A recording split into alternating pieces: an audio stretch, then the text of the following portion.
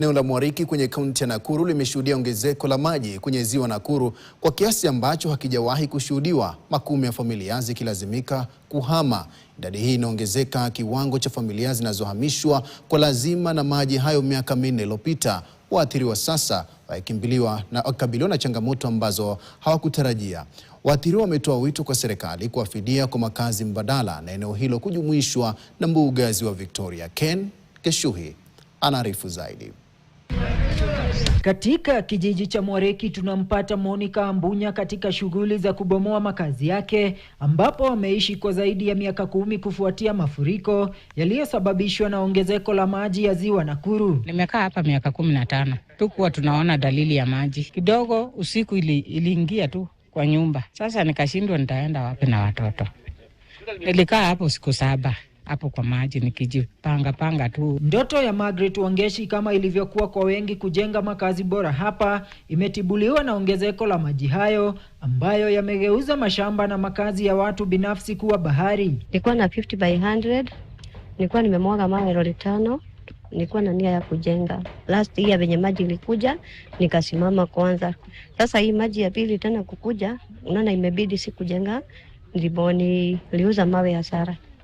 Lakini nilikuwa na nia ya kujenga. David Kahoro, mwenyekiti wa walioathirika hapa, anaeleza kuwa zaidi ya ekari 200 ambazo zilikuwa makazi ya watu sasa zimezama kwenye maji, kiwango cha maji kwenye kisima hiki kikiashiria hatari kwa maeneo jirani. Kwa wakati huu wale watu wameongezeka, ama household ni 264 na bado maji inazidi, na tunaogopa kwa sababu magonjwa yanaweza anza kupatikana.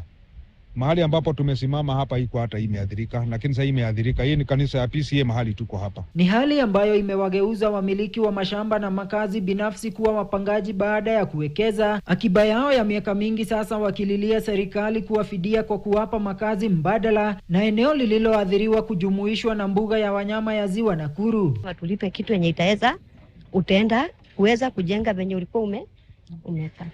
Sasa unaona mpaka kama ni kuku, ukienda kwa ploti ya mwenyewe anakuambia uwezi weka kuku, uwezi pika na kuni. Na mimi nilikuwa nimezoea kupika na kuni. Hata mboga si tu kuwa tunanunua, utanunua, maji utanunua, kila kitu.